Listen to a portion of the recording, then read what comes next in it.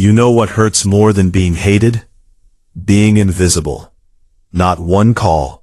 Not one birthday message. Not one person asking if I was okay. I sat at family dinners where nobody looked at me. I spoke, and conversations kept going like I never opened my mouth. And the worst part? They only noticed me again after I disappeared from their lives and became someone they suddenly needed. By then, it was too late. My name is Ethan Carter. I'm 31 years old, and for most of my life, I was the extra person in my family. My older brother Ryan was the golden child, football star, straight-A student, dad's favorite. My younger sister Chloe was mom's princess. Dance competitions, social media influencer, everyone loved her. And me? I was just there. Not bad enough to worry about, not successful enough to celebrate. Just forgettable. Every family photo told the story perfectly. Ryan in the middle, Chloe smiling beside mom, dad with his hand on Ryan's shoulder, and me standing awkwardly near the edge like a guest who accidentally walked into the picture. At first, I thought maybe I was imagining it, but as I got older, it became impossible to ignore. When Ryan got accepted into college, my parents threw a huge party. When Chloe hit 50,000 followers online, mom cried with pride. When I got promoted at work, dad said, "That's nice." That was it. That's nice. I remember sitting there waiting for something more. A smile. A question. Anything. But he went right back to talking to Ryan about investments. That night, I stared at my apartment ceiling wondering what was wrong with me. Why was I never enough?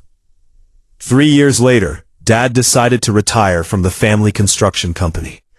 Everyone assumed Ryan would take over. There was just one problem. Ryan had no idea what he was doing. He looked confident, talked confidently, but behind the scenes, he was reckless. Meanwhile, I'd spent years quietly learning every part of the business.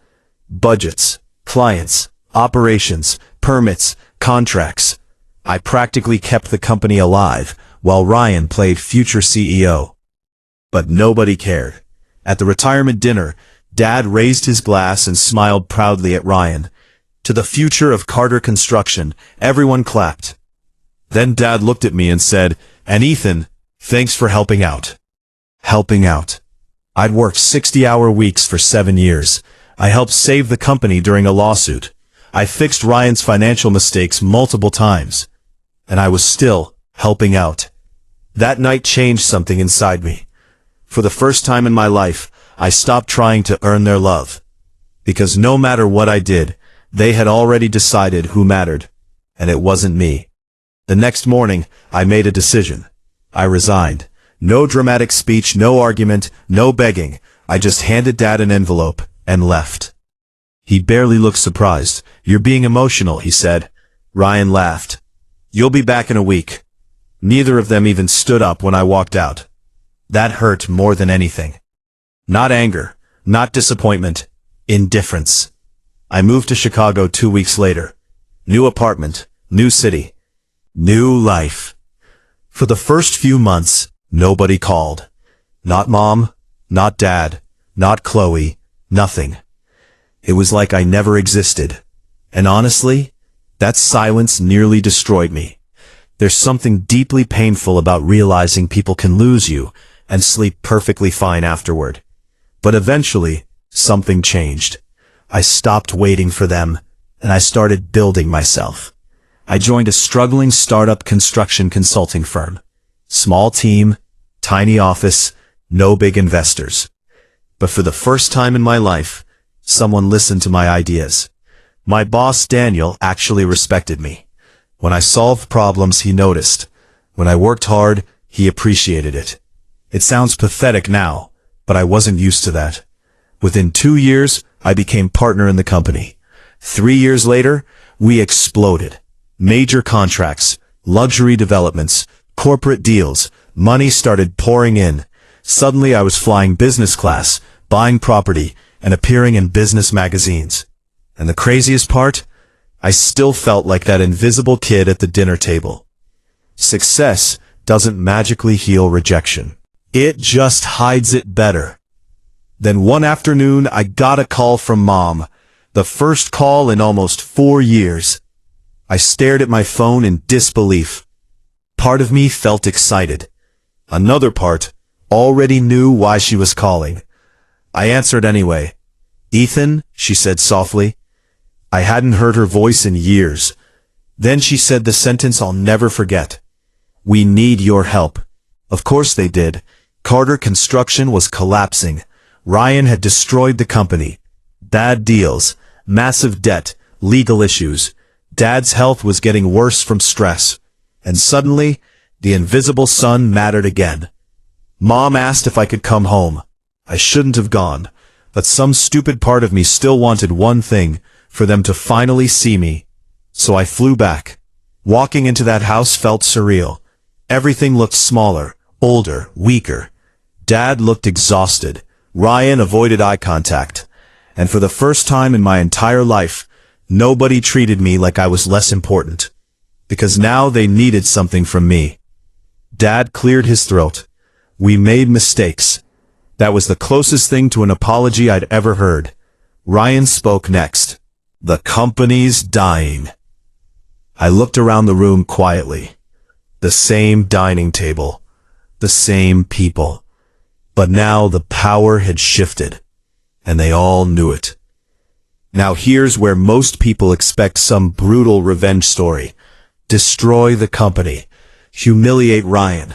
Abandon the family. But real revenge is different. Real revenge is becoming successful enough that the people who ignored you are forced to confront what they lost.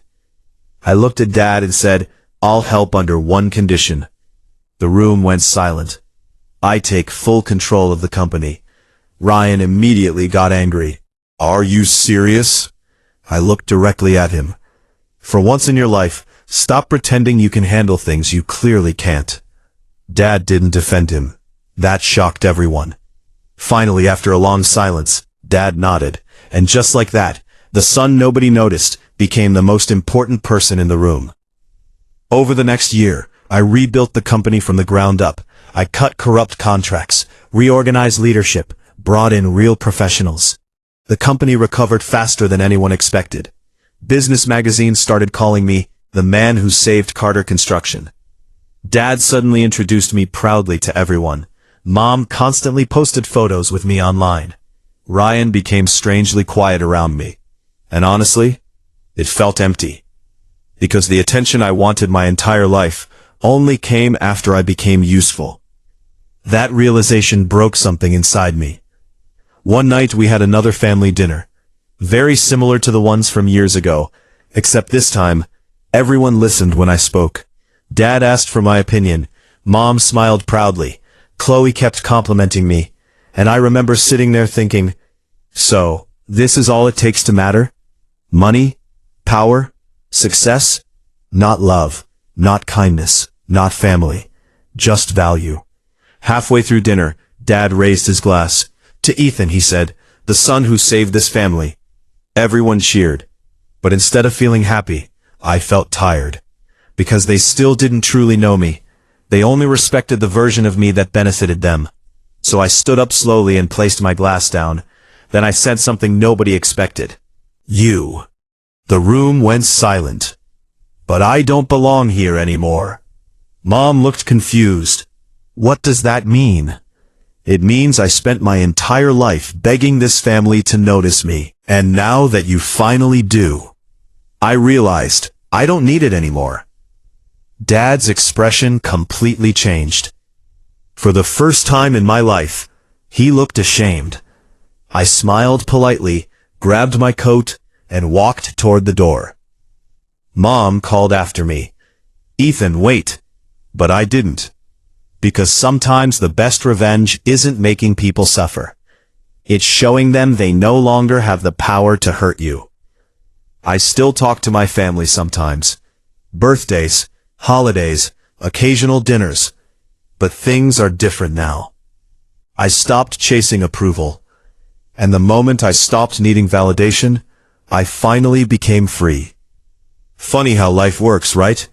The family who ignored me for years finally noticed me again. But by then, I had already learned how to live without them.